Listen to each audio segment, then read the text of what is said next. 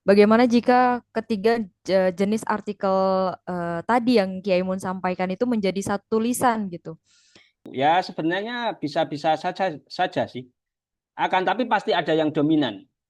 Umpamanya begini, umpamanya artikel kita itu jenisnya sebenarnya adalah argumentatif. Akan tetapi dalam argumentasi itu kita mengajukan argumentasi-argumentasi yang harus dideskripsikan secara detail.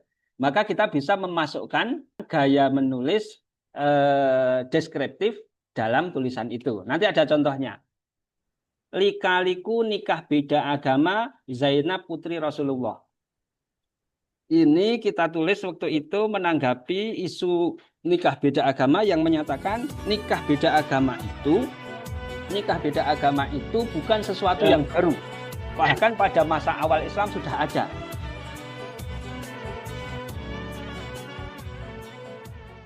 Mungkin Sambung lagi. tadi ada yang bertanya kan masih masuk ya, Tan.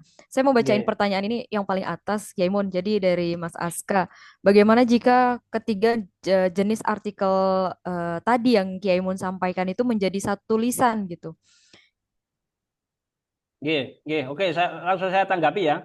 Iya, silakan Kiai Mun. Bagaimana tiga artikel itu menjadi terdengar nggak? Terdengar, terdengar Kiai Mun. Terdengar ya. Bagaimana tiga tulisan itu menjadi satu? Ya, sebenarnya bisa-bisa saja sih. Akan tapi pasti ada yang dominan. Umpamanya begini, umpamanya artikel kita itu jenisnya sebenarnya adalah argumentatif. Akan tetapi dalam argumentasi itu kita mengajukan argumentasi-argumentasi yang harus dideskripsikan secara detail. Maka kita bisa memasukkan gaya menulis deskriptif dalam tulisan itu. Nanti ada contohnya. Kemudian umpamanya lagi tulisan kita konsultatif. Nah, karena konsultatif, ya kalau yang ditanyakan itu dalil kan akhirnya juga harus argumentatif. Maka kita masukkan gaya menulis argumentatif di dalam tulisan yang sebenarnya adalah tulisan sifatnya konsultatif. Sehingga pembedaan itu sebenarnya cuma teori saja lah. Kalau kita pada prakteknya ya kita nanti akan menggunakan sesuai porsi yang dibutuhkan. Saya ini ada contoh kalau nggak keliru nih sebentar ya. Nah, ini. Oh, bukan.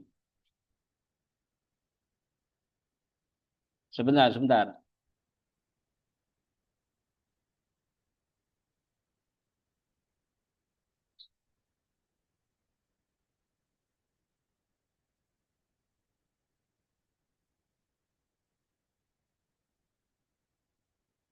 Nah, sudah tampak belum?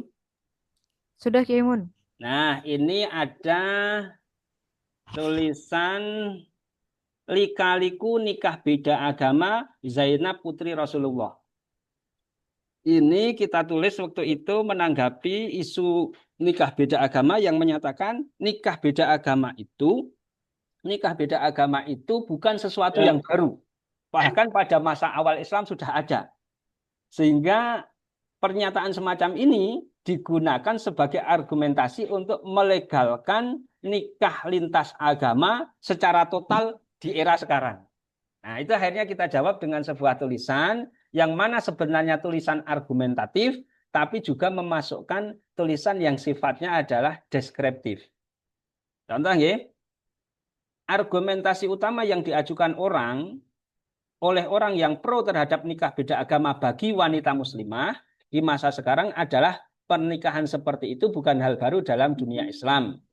Semisal putri Rasulullah Shallallahu Alaihi Wasallam Dengan Sayyidah satu Zainab yang keinginan menikah dengan Abul As bin Rabi. Lalu bagaimana argumentasi ini dapat diterima? Nah, kemudian jika kita jelaskan, jelas argumentasi itu tidak bisa diterima secara ilmiah, sebab saat itu memang belum ada wahyu yang mengharamkannya.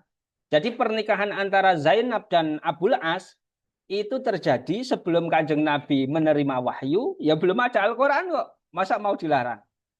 Pernikahan putri sulung atau putri pertama Rasulullah dengan Sayyidah Khadijah tersebut terjadi sebelum Rasulullah menerima wahyu apapun. Baru pasca perjanjian Hudaybiyah, yaitu tahun ke-6 Hijriah, Rasulullah hijrah ke Madinah, lalu turun ayat Al-Mumtahanah ayat 10, lahunna hillul lahum walahum yahilluna lahum. Wanita muslimah tidak halal bagi lelaki non-muslim, dan lelaki non-muslim otomatis tidak boleh menikahi wanita muslimah. Nah, setelah itu nikah beda agama Zainab dan Abul As. Nah, ini secara deskriptif pernikahan itu kita tulis di dalam artikel ini. Tulisan yang gayanya adalah deskriptif kita gunakan untuk menjawab atau mengajukan sebuah argumen bahwa nikah beda agama yang terjadi di masa awal masa Rasulullah antara Zainab dan Abul As ini tidak bisa menjadi legitimasi untuk nikah beda agama zaman sekarang yang mana perempuannya muslimah menikah dengan non-muslim. Nah, ini kemudian untuk menyajikannya itu ya kita memang perlu baca. Saya menulis ini membaca ya banyak buku, semisal Sirah Nabawiyah, Raudhatul Unuf, kemudian Siratun Nabawiyah, Ibnu Katsir dan yang lain sebagainya kita baca dulu, kemudian kita pahami, kemudian kita rangkai dalam sebuah tulisan yang istilahnya mudah dibaca oleh para pembaca, tidak begitu ribet. Saya kira kalau kita kembalikan pada pertanyaan tadi, bagaimana apakah 3 tulisan itu bisa digabung menjadi satu, apakah harus satu-satu? Ya memang sesuai kebutuhannya. Terkadang artikel yang sifatnya argumentatif membutuhkan argumentasi yang detail sehingga perlu deskriptif. Terkadang artikel yang sifatnya konsultatif demikian pula harus menyampaikan argumen-argumen yang jelas sehingga tidak terhindar dari gaya menulis argumentatif. Saya kira sudah bisa diterima oleh teman yang bertanya dan moderator, saya kembalikan. Oke, baik, Yaimun. Kalau misalnya ada pertanyaan nanti tanya ke pembimbingnya ya, mentornya.